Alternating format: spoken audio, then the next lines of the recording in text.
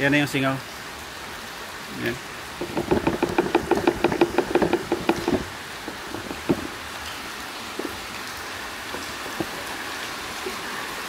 Yan ah. Yung kulay green.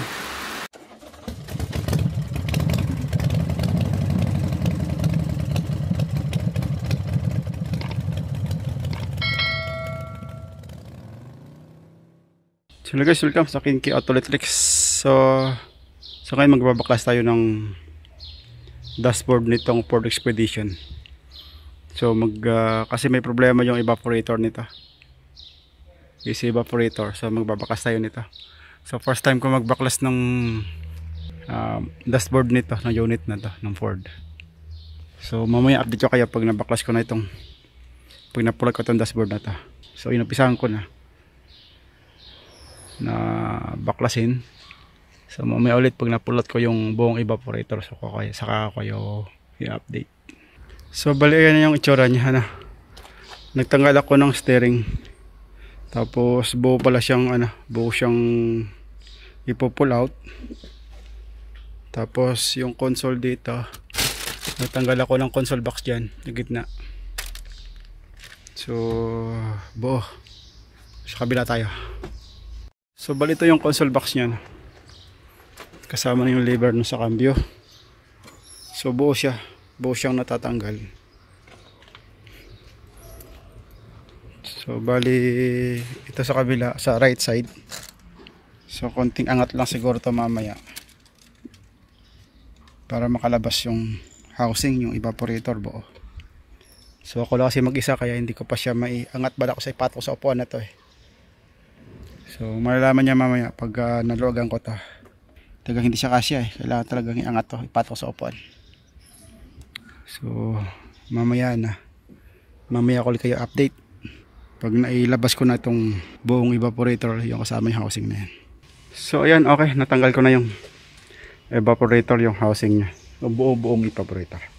So ang ginawa ko, tinanggal ko yung upuan, dalawang upuan. Inatras ko. Para hindi ko na siya ilalabas itong buong dashboard, para hindi ko na sa mailabas kasi wala akong kasama, kaya hindi ko siya mabuhat palabas ng unit na to, ng sakyan. So binalik ka lang ulit kasi masamang panahon, baka umulan kasi hindi masara ang pinto. Hindi masarado ang pinto pag hindi binalik kasi pag dito nakalagay sa baba, bangga sa pinto.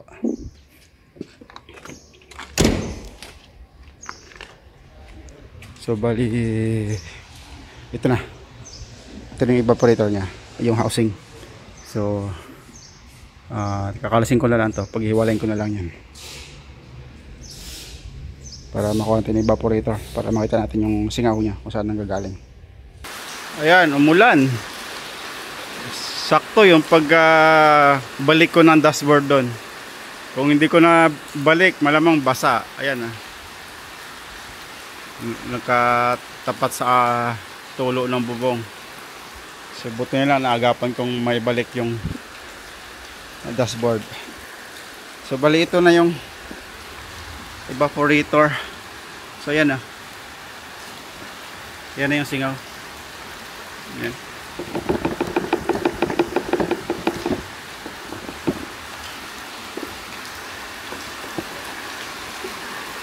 Yan yung kulay green or yellow green. Ayan kaya pala sabi niya 1 linggo lang o 10 araw wala na yung preyon, ubos na. Saka sa unang bukas mo ng blower, maamoy mo yung amoy langis, amoy compressor oil. Yan bali dumating assembly yung dumating na kasama na yung housing. So bali evaporator lang sanang i-orderin.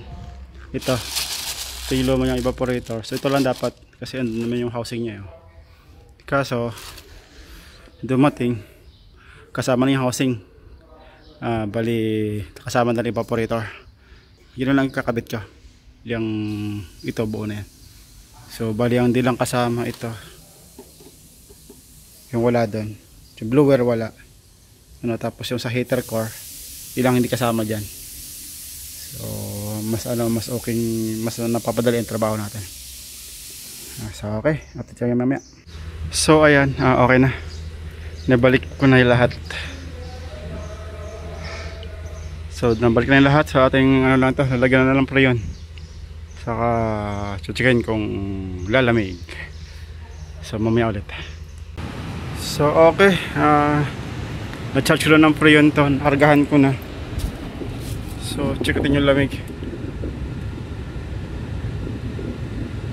So 19, 18, 17, naka-full yung ating blower, nakasagad sa number 4. 17. So 17 yung lamig. So lagay ko sa number 2 para lalo pang maramdaman yung lamig. So 18 sa kabila. 16, 15. So doon sa may passenger side sa kabila, masyadong malayo. So 18, 19. So hindi masyadong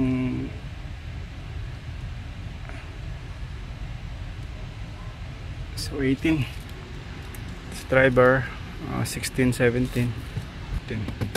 So pag naka number 1, kaya mas lalong ano to, mas lalong bababa pa yung lamig, mas lalamig pa.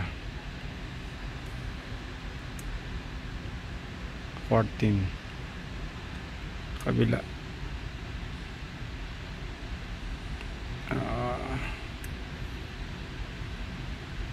13, 12, 14. So okay na, malamig na.